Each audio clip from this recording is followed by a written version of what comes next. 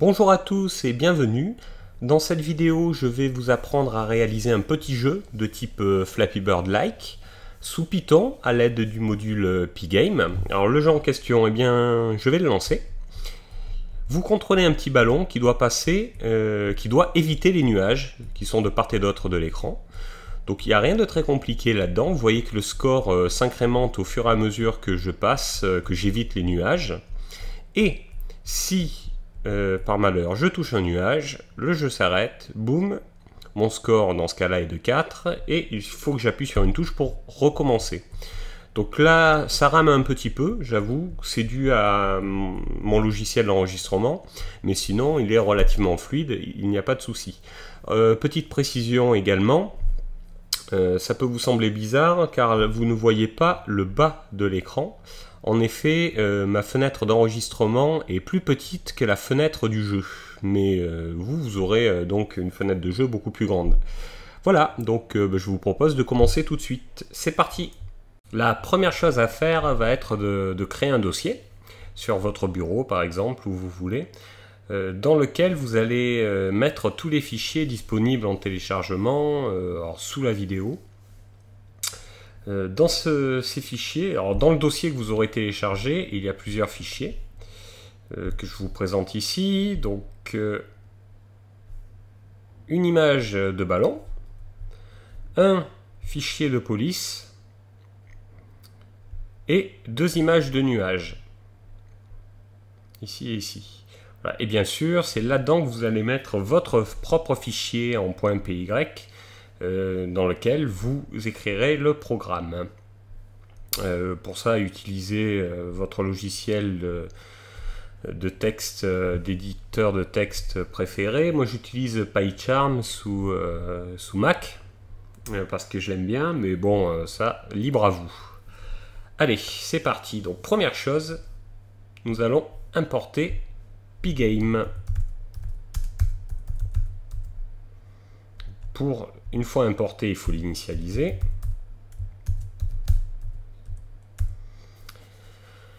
Et une fois ceci fait, on va créer notre fenêtre. Alors, la fenêtre de jeu, ça va être une fenêtre en 800 par 500. Donc, ce que je vais faire, c'est que plutôt que hardcoder tout ça, je vais les mettre dans des variables à part. Donc, ma fenêtre, je vais l'appeler surface. Donc la largeur de la fenêtre, surface W, sera 800 et la hauteur, surface H, sera 500.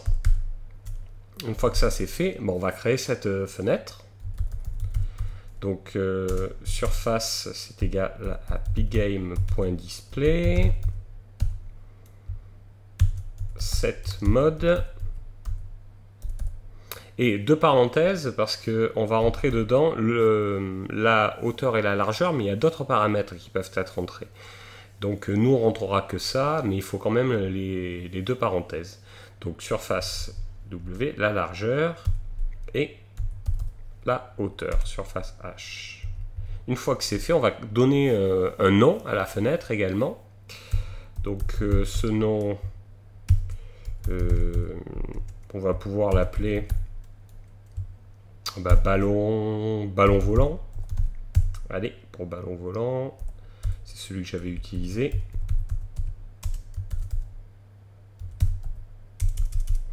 Si j'arrive à écrire correctement, ce sera mieux. Et voilà pour ça. Donc là, on a créé une petite fenêtre, rien d'extraordinaire. Petit souci, c'est que elle ne se fermera pas, cette fenêtre. Pour qu'elle se ferme, il faut indiquer à Python et à Pygame que l'on veut qu'elle se ferme quand on clique par exemple sur la croix rouge. Donc c'est ce qu'on va faire tout de suite. On va lui indiquer qu'on veut faire ça. Donc un peu plus bas, ce qu'on va faire, c'est que on va créer une variable booléenne, GameOver par exemple. De base, on va dire que c'est faux, donc false. Tant qu'on n'est pas en game over, on va recenser les événements intégrés à Pygame, c'est-à-dire Pgame va recenser tous les événements possibles. Donc for event in pgame.event.get, ça veut dire qu'il va rechercher parmi les événements un événement en question. Et l'événement en question, ça va être celui-là, c'est si l'événement clé, c'est l'événement kit de Pgame, c'est-à-dire que si en gros on appuie sur la croix, alors là j'ai déjà fait une erreur au-dessus, je risque d'en faire quelques-unes, hein, ça, c'est, n'oubliez pas les 2 points. Kit aussi, avec un T, ça marchera mieux. On va indiquer juste que game over, c'est vrai. True. Et déjà, on avance un peu. Bon, il n'y a pas que ça à rajouter, mais déjà ça indiquera que le game over est vrai. Ce qu'il va falloir rajouter également si on veut que ça marche, là, c'est quelque chose qui indique que lorsque l'on sort de la boucle, on doit s'arrêter. C'est-à-dire, si game over devient vrai, on sort de la boucle, et dans ce cas, ce qu'on veut faire, c'est indiquer à Pgame de quitter, et au programme de s'arrêter. Voilà. C'est pas suffisant, c'est-à-dire que là, on aurait un écran noir. Et nous, ce qu'on veut, c'est un écran d'une couleur bleu ciel. Donc, avant de faire ça, je vais peut-être faire apparaître les lignes. Je vais vérifier que tout est OK. Là, j'ai dû me tromper. C'est pas OK, c'est type. Si je lance, on a bien notre fenêtre noire, comme vous pouvez le voir. Donc cette fenêtre noire, avec marqué ballon volant, elle est bien sympa, mais elle ne va pas nous être très utile pour l'instant. Donc je peux la fermer, et ça fonctionne. Donc, ce que je vais faire, c'est créer des couleurs. Donc premièrement, on va créer 2 couleurs, bleu et blanc. Donc on va mettre blue. Alors je mixe souvent l'anglais et le français, c'est un peu un défaut. Mais comme on écrit souvent des choses en anglais dans Python, ça arrive assez fréquemment. Donc, au cas où vous ne sachiez pas comment ça fonctionne pour les valeurs, ces valeurs-là, les canaux, c'est les canaux RGB, donc rouge, vert, bleu, et les valeurs maximales que peuvent prendre ces canaux, la valeur maximale est de 255. Dans ce cas-là, le blanc, tous les canaux sont au max. Ça va de 0 à 255, donc il y a 256 possibilités. Pour avoir des valeurs un peu plus précises, ce que je vous conseille de faire, c'est d'utiliser un logiciel de dessin, par exemple GIMP, et dans le sélectionneur de couleurs, la palette, vous pouvez très bien sélectionner la couleur qui vous intéresse et regarder pour les canaux RGB la valeur indiquée, et vous l'aurez là. RGB. Ici, c'est le code hexadécimal qui peut servir dans certains cas, mais pas ici. Donc voilà pour ça. Je quitte GIMP parce qu'on n'en a plus besoin. Et donc moi, j'ai trouvé des valeurs qui me plaisent, donc je vais mettre celle-là, mais vous pouvez mettre celle qui vous intéresse vous. 177, je regarde ma fiche, et 227. Voilà. Donc si je lance, il ne se passera rien, parce que maintenant, ce qu'il faut faire, c'est d'appliquer cette couleur sur la surface, c'est-à-dire sur l'écran. Pour afficher cette couleur sur l'écran, il y a une fonction particulière qu'il faut utiliser. C'est une méthode, c'est la méthode fill. On va la mettre ici, ça semble bien. Alors on sort de la boucle. surface point fill, et dedans on rentre la couleur blue. Là si je le relance, ah, il ne se passe rien. Pourquoi ça? Tout simplement parce que notre écran, nous ne l'avons pas rafraîchi. Ça, il faut y penser. À la fin,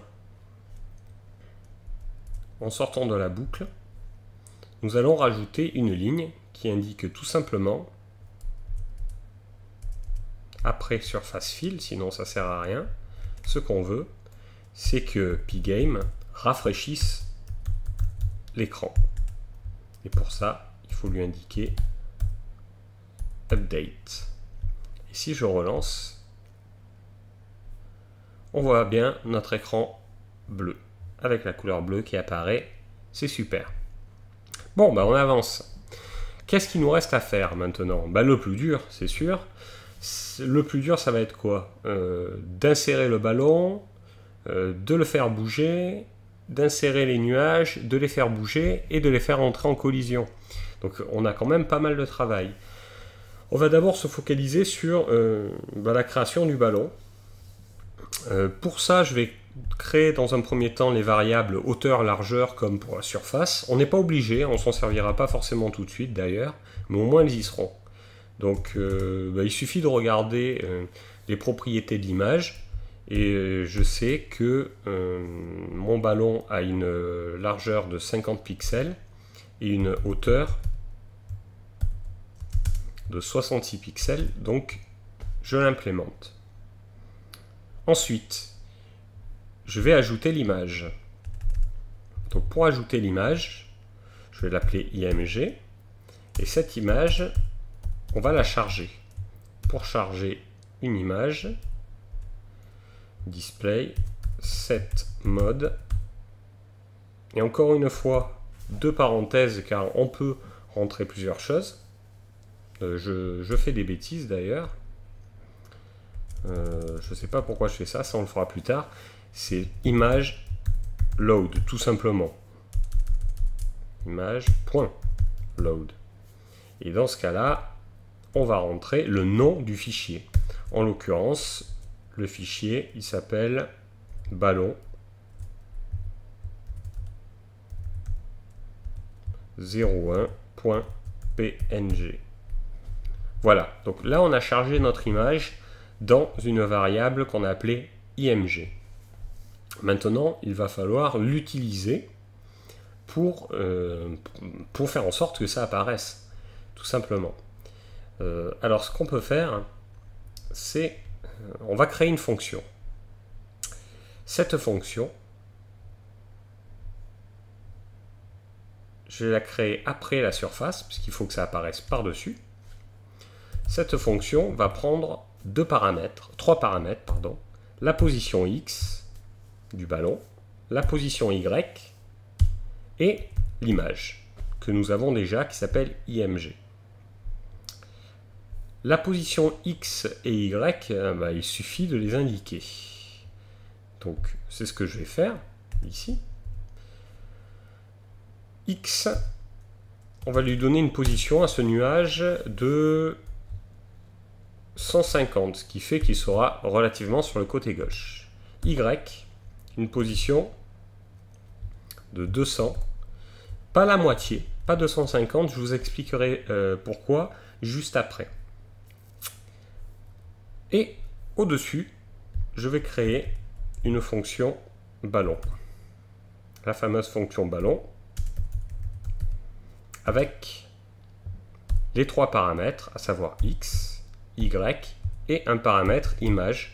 Dans notre cas, le paramètre image, il prendra la valeur IMG.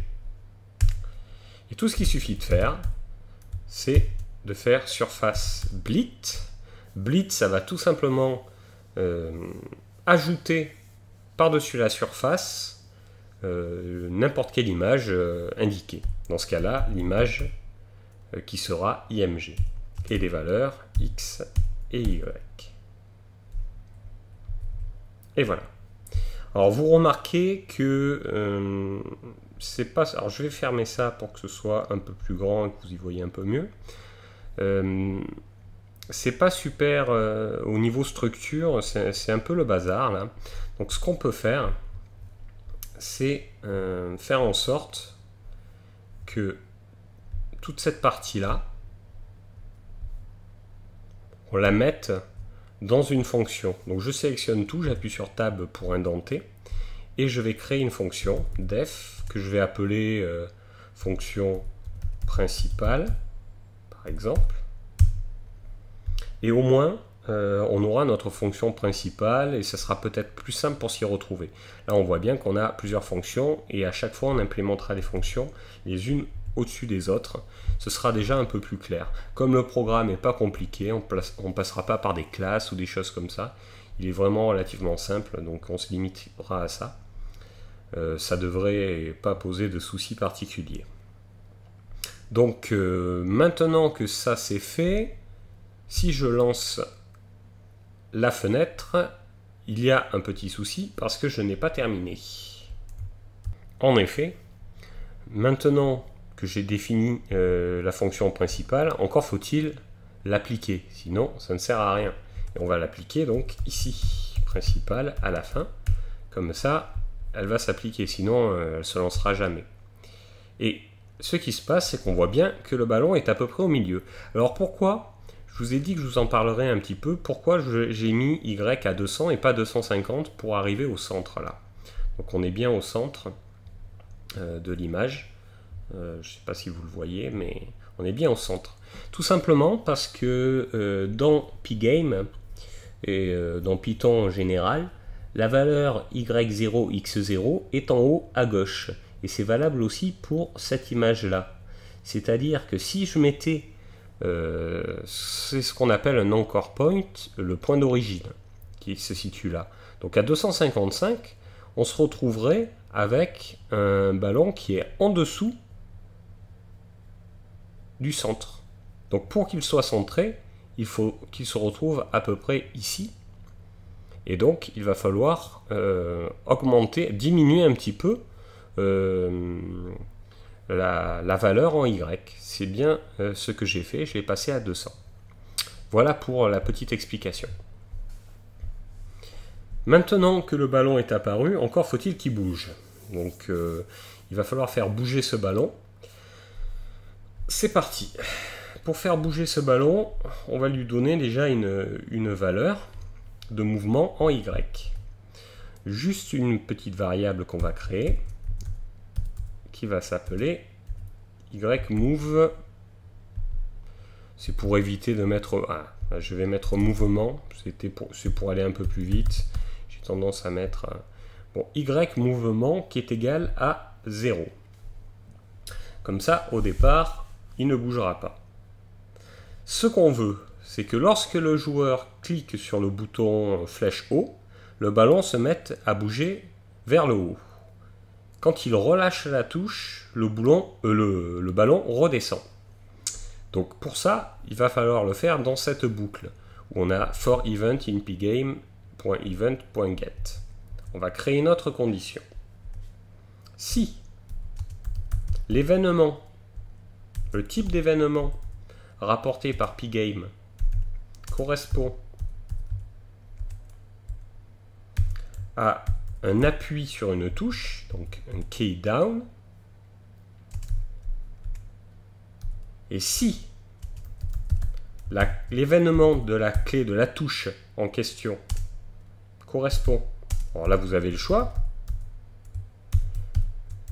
vous pourriez très bien dire un numéro, la barre espace, moi je vais mettre la flèche haute, mais ça c'est à vous de voir. Alors, le mouvement en Y va être de moins 5. Je vous rappelle que les moins en Y, ça va vers le haut, puisque c'est plus ou moins inversé. Enfin, en tout cas, ça a gardé l'ancien formatage. Python a gardé l'ancien formatage des écrans CRT qui commençaient par le haut et qui descendaient de ligne en ligne. Bon, on ne va pas rentrer trop dans le détail. Deuxième événement,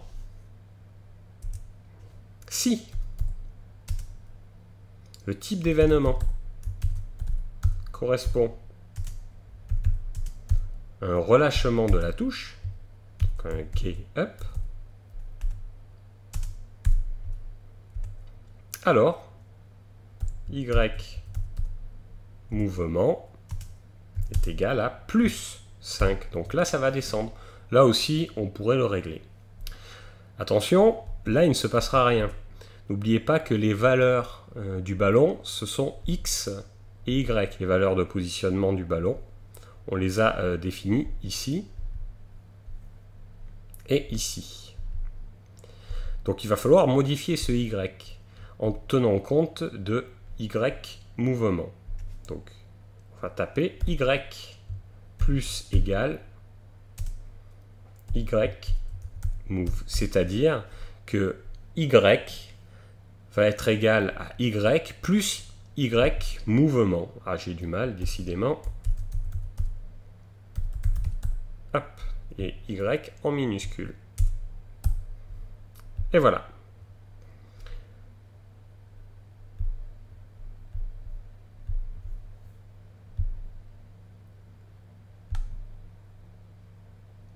Si j'appuie sur la touche, on voit très bien que le ballon monte, et si je relâche, il descend. Hop, ça fonctionne, super. Maintenant, ce qu'il nous reste à faire, c'est faire en sorte, je vais essayer de le décaler, que le ballon, une fois qu'il atteint ou le bord supérieur ou le bord inférieur, il soit stoppé et qu'il y ait un game over, c'est-à-dire qu'on a perdu la partie. C'est la première étape. Donc on va faire ça maintenant. C'est vraiment très simple à mettre en place.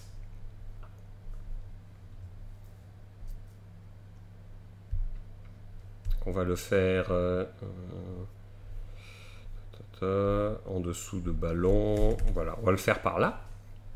En gros, ce qu'on veut, c'est que si la position Y du ballon est supérieure, n'oubliez pas que ça va vers le bas, les positifs, à la surface, la hauteur de la surface, c'est-à-dire de l'écran,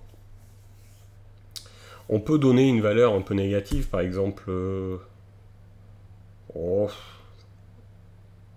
moins 40. N'oubliez pas que le point 0 du ballon est tout en haut, donc, et qui fait 66 pixels, donc on a la marge.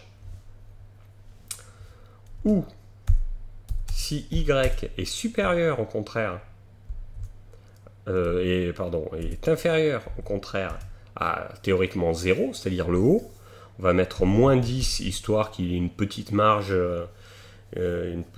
sympathique pour bouger. On va lui dire qu'il y a un game over. Et là, c'est une fonction qu'on va appeler. Cette fonction, il va falloir la créer de toutes pièces, puisque sinon, ça ne fonctionnera pas. Elle est relativement simple au début, mais il va y avoir un imbriquement de fonctions. Donc là, il va falloir bien suivre. C'est une partie un peu délicate. Donc, game over. On va tout simplement dire qu'on veut un message qu'on va appeler, par exemple, boom qui apparaisse. Message qui s'appelle boom. Message, c'est une nouvelle fonction. Donc il va falloir définir. On fait ça, on imbrique les fonctions de manière à rendre les choses un peu plus claires pour la suite, plutôt qu'une seule fonction qui aligne des tonnes, enfin des lignes et des lignes. Il vaut mieux faire ça parce que au cas où il y a un problème, on s'y retrouve beaucoup plus pendant le débugage en fait. Donc ce message, il va avoir un paramètre texte, et le texte en question, dans ce cas-là, on sait déjà que c'est boom. Mais on va le faire comme ça. Au cas où on va y changer le texte plus tard, on aura à le changer que là. Et tout le corps de cette fonction n'aura aucun changement important à avoir. Et là, on va mettre deux choses. un gros texte qui va correspondre au game over et un petit texte qui va proposer aux joueurs de pouvoir rejouer. Donc le gros texte, je vais l'appeler Geo pour game over text. Texte. Et on va lui donner une police de caractères. C'est là où on va implémenter les polices. Font. Et vous allez utiliser, ou si vous préférez en utiliser une autre, libre à vous, mais vous pouvez utiliser celle que je vous fournis.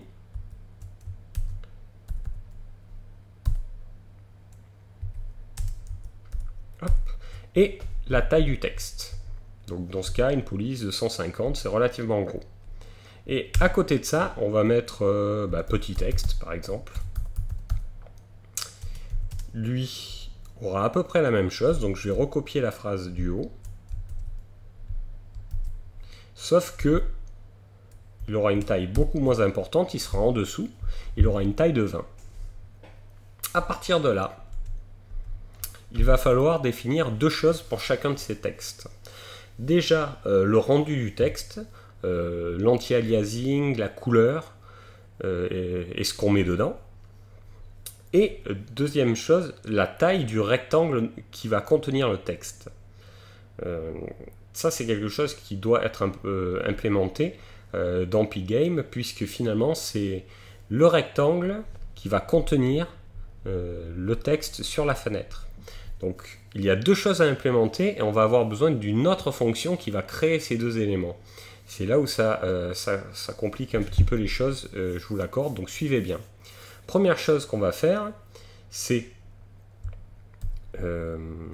go text surface, on va l'appeler. Donc ça va être le rendu à l'écran du texte. Et go text rect, ça va être le rectangle. Ça va être égal. Donc on assigne les valeurs de deux variables en même temps. On aurait pu le faire à la suite, mais c'est pour n'utiliser qu'une seule ligne. C'est pour gagner un peu de temps. On va appeler ça créa text objet. Créa text. Donc ça va être notre fonction. Et cette fonction, elle doit contenir un texte et go text, c'est-à-dire une police de caractères. On va lui dire en variable. On va faire pareil avec le petit texte. Donc pour petit texte, je peux garder à peu près ça, mais il y a quand même pas mal de petites choses qui vont changer. Donc on va quand même le garder. Hop. Donc là on va mettre petit texte surface et petit texte rect. Ça va être égal à créa objet. Le texte, dans ce cas-là, ça ne sera pas celui-là, ça ne sera pas boom, ça sera un autre texte. Et là, ça va être petit texte. Donc le texte, on va le créer, au moins ça sera fait. On va le mettre directement là, sans passer par autre chose. Appuyez sur une touche pour continuer. Vous pourriez mettre game over, fin de la partie, ce que vous voulez. Moi, je mets ça. Et ensuite, il y a petit texte. Voilà pour ça. Maintenant, il nous reste à créer. Il y aura d'autres choses à mettre dessous ça. Hein. Mais bon, on va commencer par écrire la fonction au-dessus, créa objet, qui est assez courte heureusement. Donc cette fonction, def créa texte, il faut que je l'écrive bien comme il faut, je ne me trompe pas, df créa texte objet, avec deux choses à l'intérieur, texte, on l'a dit, et police. Ça aussi on l'avait dit.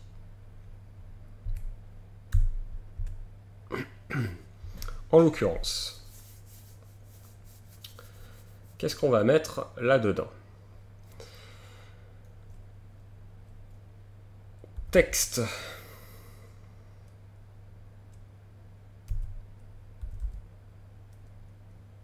Surface. on va créer une surface texte, va être égal, peu importe le texte, à police.render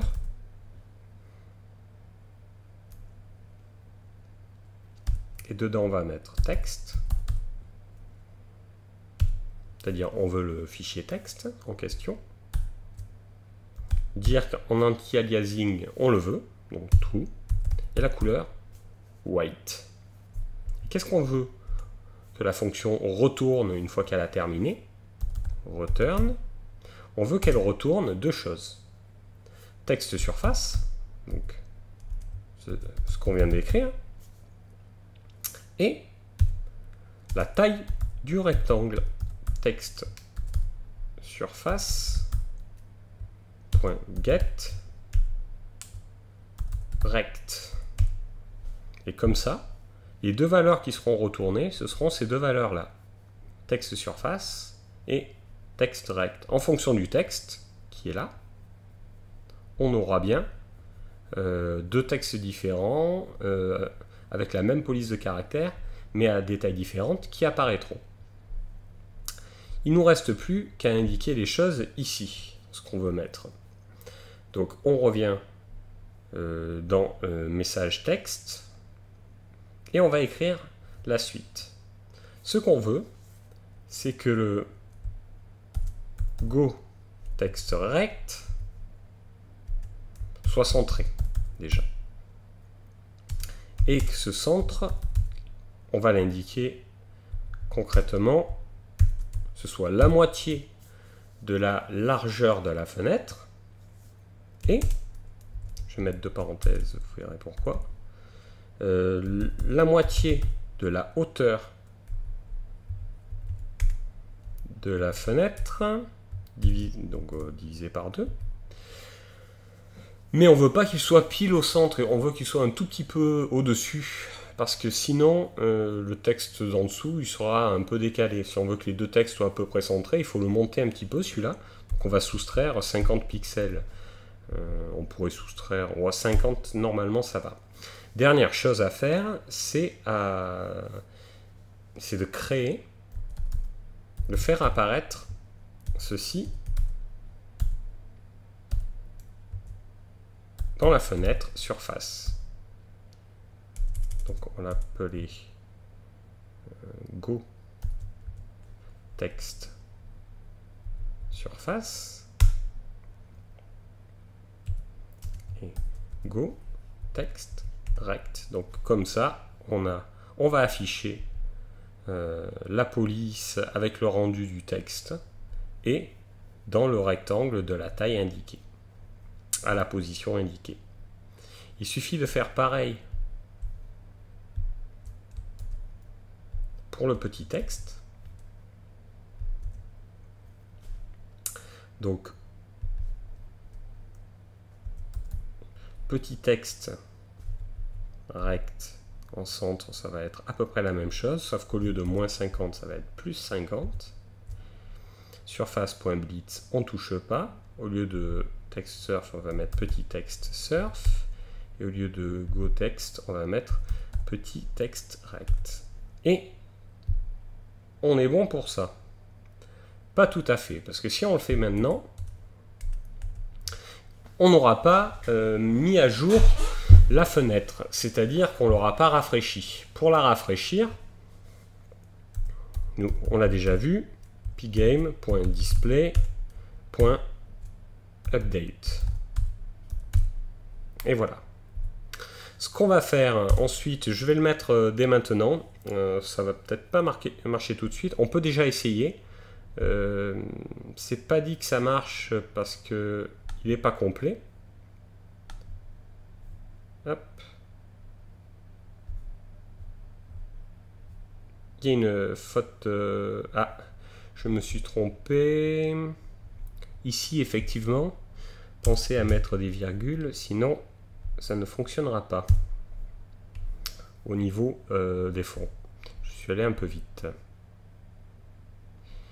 Là, ce qui se passe maintenant, c'est que si je vais vers le haut, hop, ça se ferme parce qu'on n'a pas tout à fait terminé. Donc on va le faire maintenant. Je viens de m'apercevoir d'une toute petite erreur ici. C'est pas texture surface, mais texte surface. Sinon, effectivement, on aura du mal à le faire fonctionner. Et là, ça fonctionne. Si je lance, vous avez vu qu'il y avait, hop, l'écran qui apparaît. Bon, par contre, ça n'arrête rien. Non seulement ça n'arrête rien, mais en plus, ça se remet en marche directement après. Donc c'est pas forcément tip top, on va essayer de trouver une autre solution. Donc je ferme ça. Donc, puisqu'on est ici, ce qu'on va faire dans un premier temps, c'est d'indiquer, il va falloir créer une autre fonction, while rejoue ou quitte, je l'écris et je vous expliquerai au fur et à mesure, correspond à none, c'est-à-dire que tant que la fonction que l'on va créer ne renvoie rien, on va créer ça horloge. Il va falloir créer aussi un petit truc, que l'horloge indique, pas toc mais tic, 0, c'est-à-dire que le nombre d'images par seconde corresponde à 0, que ce ne soit pas renouvelé, c'est-à-dire qu'en gros l'image soit bloquée. Pour ça, il va falloir créer deux petites choses. Déjà importer le module temps, si on veut que ça marche. Donc j'importe le module temps, et je vais rajouter par exemple ici horloge qui est égal à pgame time clock, c'est-à-dire l'horloge de pgame. Voilà. Maintenant, on a à peu près tout ce qu'il faut. Horloge.tic, je ne me suis pas trompé, je l'ai bien écrit.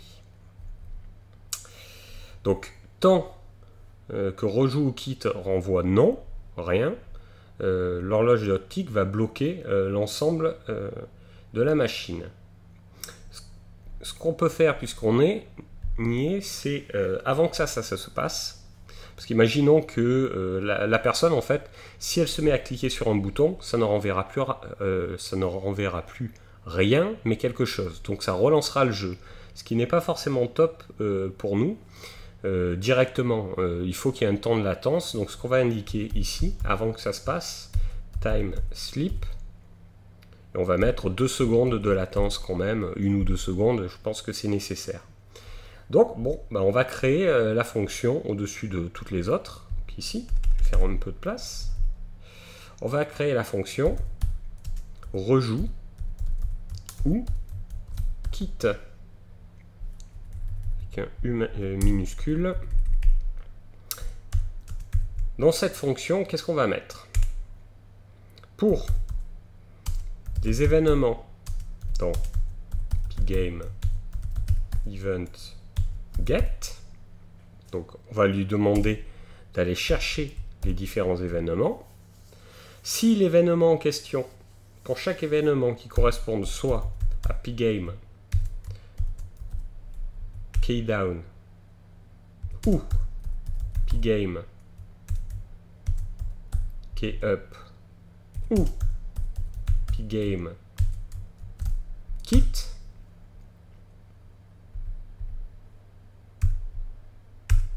si maintenant parmi ces événements, on va faire une boucle parmi tous les événements, et dès qu'il y a un de ces éléments, si l'événement, le type d'événement, celui-là, vous le connaissez maintenant, c'est l'événement pgame kit. Alors, vous en doutez, on veut avec pgame kit, bien évidemment, et que le programme s'arrête. Elif, autrement, si le type d'événement, alors là, il y a deux possibilités. C'est lorsque l'individu va appuyer sur la touche ou au contraire la relâcher.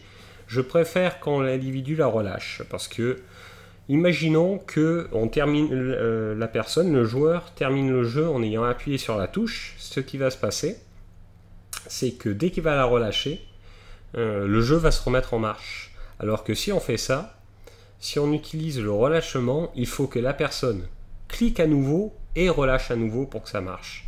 Donc c'est un petit peu plus une sécurité supplémentaire pour être sûr que le jeu ne recommence pas directement si la personne ne veut pas qu'elle recommence. Et dans ce cas, peu importe ce qui se passe, que ce soit key, key up ou même key down, on réenvoie return un événement de type clé. L'événement clé. On renvoie quelque chose. C'est ça qui est important à retenir. Parce que dans le cas contraire, si aucun de ces événements-là n'apparaît, la fonction va renvoyer none. Ce qui fait qu'ici, rejoue ou quitte va rester en mode figé. Et l'écran va rester figé. Il ne se passera plus rien. Bon, imaginons maintenant qu'on sort de ce mode-là, on n'a rien défini. Il va falloir qu'on retourne dans le jeu, qu'on reprenne le jeu au départ, c'est-à-dire qu'on retourne dans la fonction principale. Ça, il va falloir l'indiquer. On va l'indiquer donc ici.